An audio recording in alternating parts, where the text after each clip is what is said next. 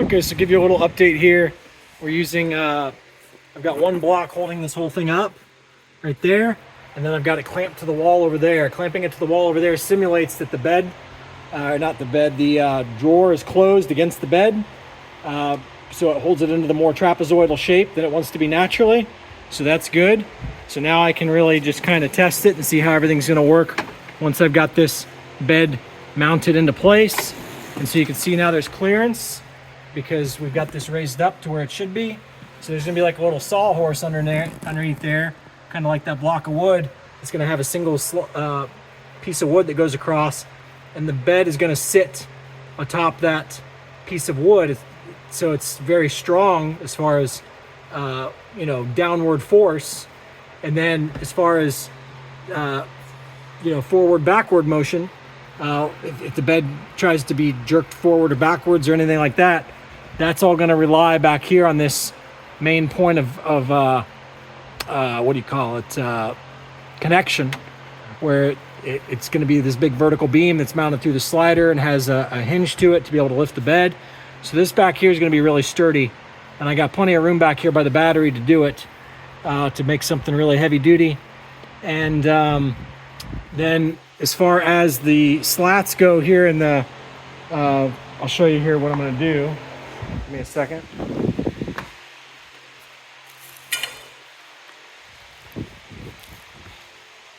So I'm going to use, so see that right there is a slat. That's going to be a slat. That's going to be screwed to the bottom of the bed here. And then these slats here, this, metal rail will also be a slat. Okay, so there'll be, I'm going to cut it obviously, but this metal rail will go under here. So there'll be one, and then another one here, two. Okay, so there'll be these two metal rails underneath there. And I've debated putting them like side by side, kind of like here and here. That way the force is kind of equally distributed on them, and you never have it where more force is on just one. I'm kind of still debating on that. But ultimately what's going to be on those are these gray slats. You see them there. That's what the Casper bed frame box spring comes with, is those slats that are enclosed in fabric, and they're really strong and rigid. So there's this board, the two white poles, the big heavy duty one here, and frankly that's where the majority of the person's weight is up this way, because pillows are up here and your butt goes about right here. Okay, and then there's going to be another one of these slats like this up there at the top. So it's got a total of basically 5 slats, which is more than enough. So this is actually going to be really strong. People thought this thing was going to be weak. You don't understand yet. It's pretty damn strong. There's a reason why I put all those pegs in like I did. And then you say, well, how do you keep it from flipping up when you're in the bed? You can put a block of wood underneath the back by where the battery is. That just holds it from the back as well. That keeps it from flipping up. But it's really not going to flip up because the fulcrum point is far enough back that it shouldn't want to flip up. And then as far as an actual like headboard and footboard, what I'm going to do is have a removable board that just slides in between the mattress and that board there and the seat. That way it kind of rests up against the seat, and you can still do a footboard. And then same concept with the headboard. It's going to be a removable board that slides in and out. I might put like a little hole, like a 1-inch hole or something, where I can like slide a peg through that locks it in place, that I can remove. That way, if I ever have to put things in the bed on top of, or in the van on top of the bed, one of the other things I'm going to do on this is I'm going to have a cloth that's rolled up on one of these white poles that's over there in the side, that I'll be able to roll across the bed at any time. And so, like, let's say you're kite surfing and you're just exhausted, and you take a shower out by the beach, but you don't want to like go home and take a shower, or maybe you're nowhere close to home, whatever, but you just want to like go to sleep because you're fucking beat. You just hurt your leg kiting in a hurricane, whatever.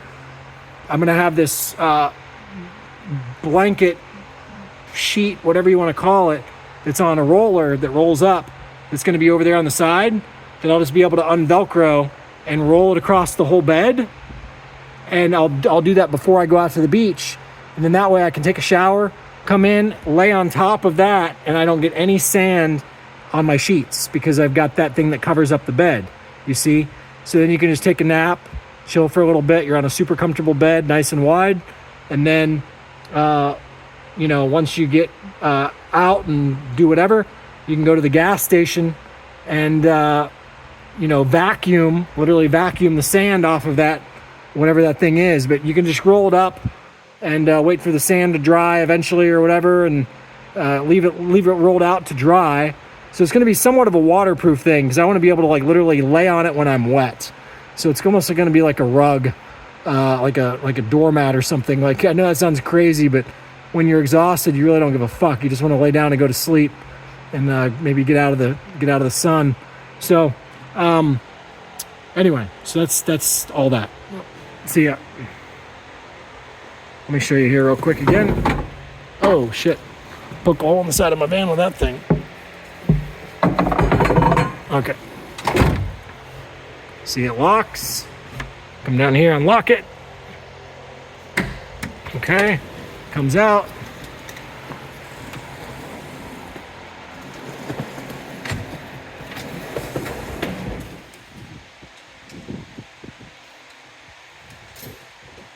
Comes out here, locks out here.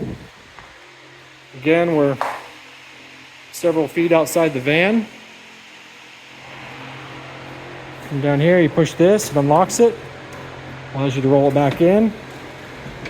I've actually had it where it locks halfway out too. Like, there's a way that it's locking with this one here. So I've actually had it where once it gets locked to that,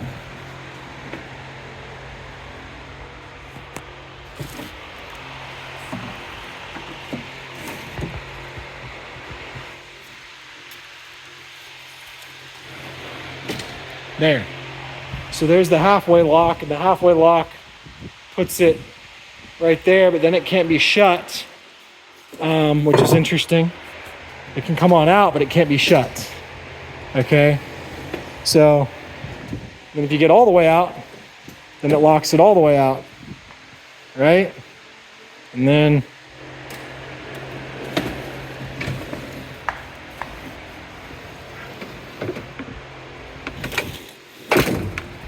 right now I don't have the dampeners in effect yet because I wanted to, they're there, but I don't have the piece of wood in that makes them effective yet because I just wanted to see what's stopping it out here. I didn't want to get mixed signals about what's dampening what. So anyhow, all in all, it's coming along pretty well. So